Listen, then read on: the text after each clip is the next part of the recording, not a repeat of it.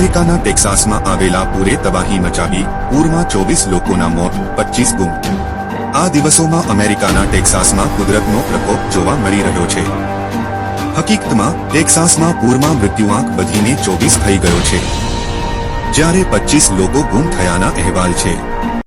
County sheriff Larry L લિથાએ શનિવારે અંગે માહિતી આપી હતી. યુએસ રાષ્ટ્રપતિ ડોનાલ્ડ ટ્રમ્પે પણ ટેક્સાસમાં આવેલા પૂર પર દુઃખ વ્યક્ત કર્યું હતું અને તેને એક ભયાનક ઘટના ગણાવી હતી. આ સાથે ટ્રમ્પે ફેડરલ મદદનું પણ વચન આપ્યું છે. ટ્રમ્પે ટેક્સાસ પૂર વિશે શું કહ્યું?